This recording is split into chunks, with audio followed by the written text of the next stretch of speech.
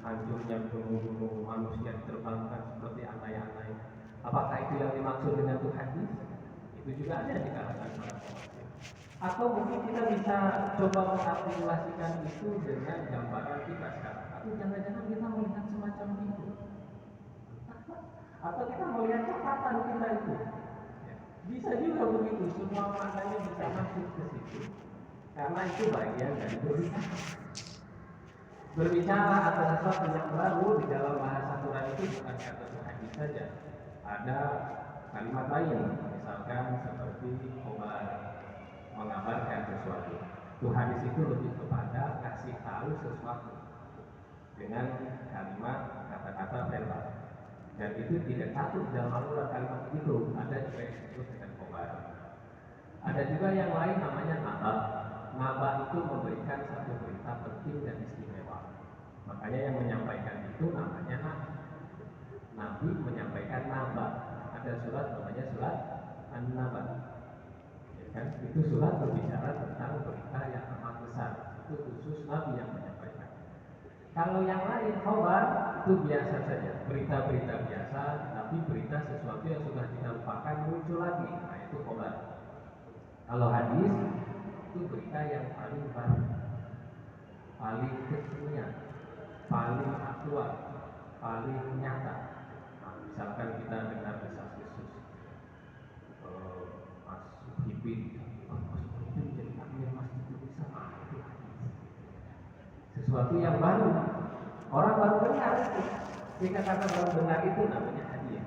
Itu hadis. Hadis Nabi itu sesuatu yang baru yang disampaikan Nabi kepada kita. Tuhadisu akhbaroha. Ini bumi akan berbicara berita-beritanya, kabar-kabar. Kita sampaikan dulu minggu lalu bahwa bumi ini sebetulnya udah nggak kuat. Dia itu pengen hancur tapi tidak diizinkan, belum diizinkan. Akan ada masa dia diizinkan oleh Allah hancur semuanya yang ada di dalamnya.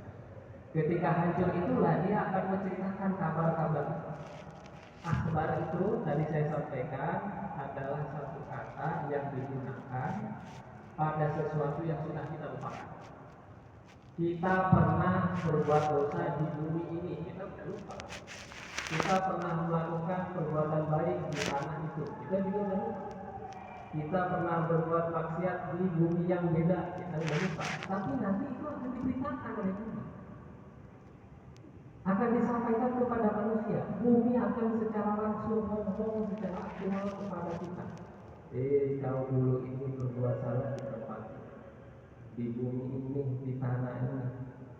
Ini sebetulnya adalah pesan kepada kita, kita tuh harus baik-baik sama bumi.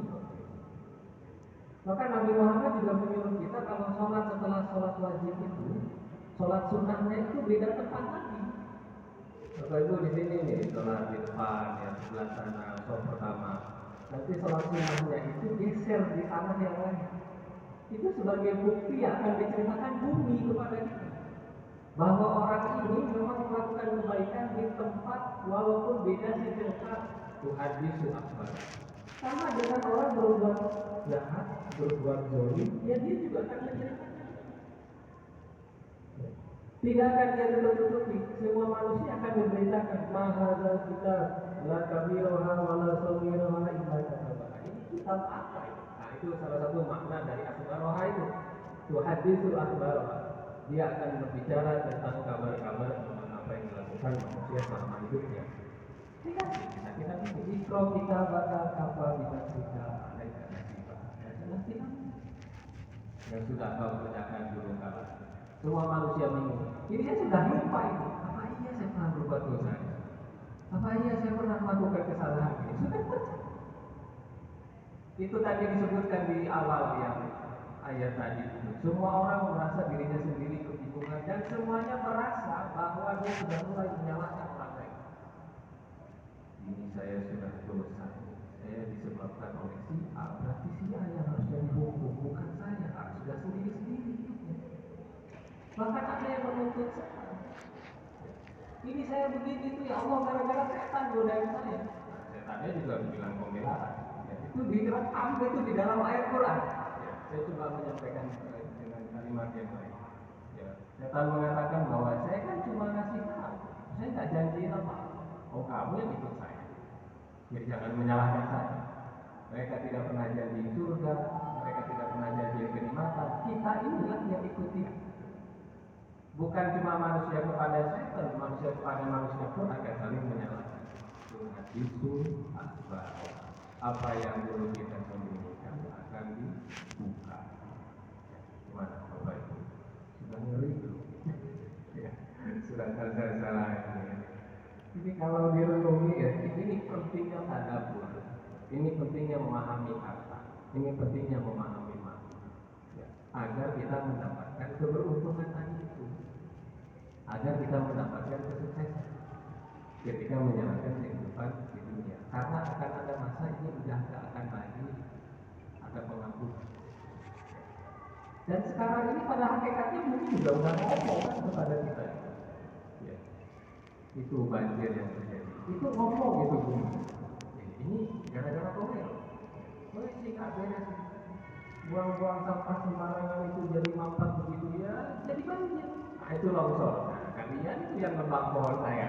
Jadi begitu semua. Itu lumpur di apa? Di Lapindo, lumpur Lapindo. Udah selesai itu. Belum. Itu kalau bumi itu seorang berbicara ini gara-gara kalian loh, bukan saya. Kalian yang terlalu salah. Jadi begini. Itu kan bicara bumi itu.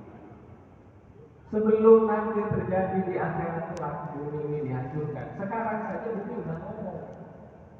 Silakan ada di surat Al-Qur'an yang mengatakan Tuhanul Fasad Firqadi wal Bahari di maka sahabat Al-Dinas liyuzikahum ba'dul lazi'am. Banyak kerusakan di muka bumi, di darat dan di lautan itu disebabkan oleh orang yang tahu. Jadi kerusakan-kerusakan di bumi ini bukan disebabkan kebanyakan oleh orang yang tidak paham, tapi disebabkan oleh orang yang pintar dan sengaja dan tahu, dan kemudian bumi nunjukin sebagian dari azab, sebagian dari kabarnya. Terjadilah longsor, terjadilah banjir, terjadinya berbagai bencana yang ada. Itu sebab eksploitasi yang dilakukan oleh manusia. Kita melihat banjir itu aja sudah susah. Melihat rumah kita kejatuhan tanah susah. Melihat bencana-bencana yang ada di muka bumi ini kita udah susah. Ini loh masa dimana pun ini udah meledak dan hancur. Masa kita tidak tergerakkan? Yang biasa itu saja kita udah susah doanya. Itu hujan terus-terusan aja kita udah susah. Bumi nggak mau menyerap.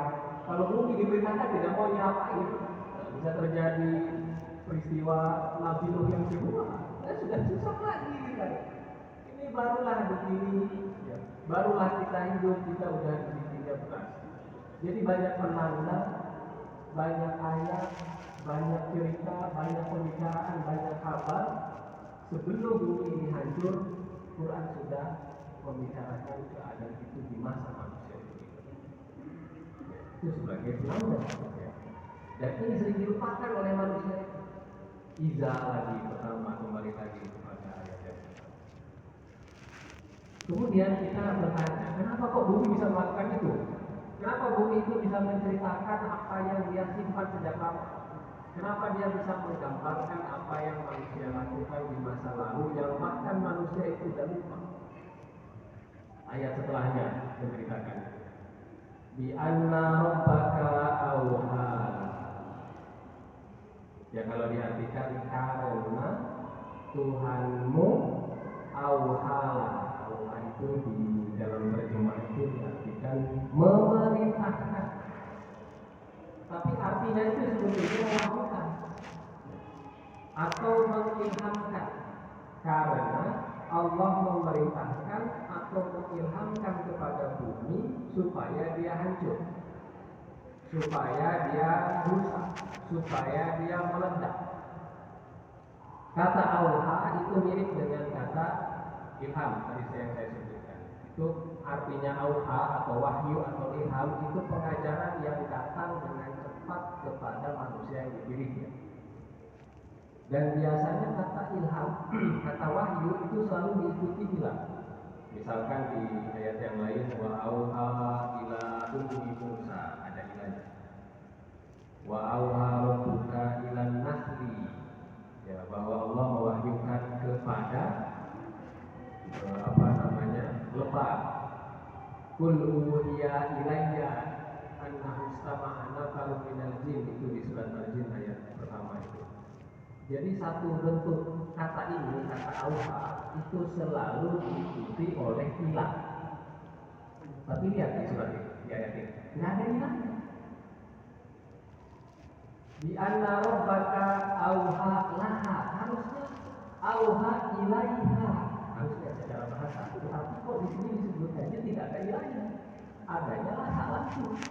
Wa auha rabbuka wa auha bi anna rabbaka auha laha. Kalimatnya sama seperti ayat-ayat tadi yang saya baca. Mestinya setelah auha itu ada kata ilah.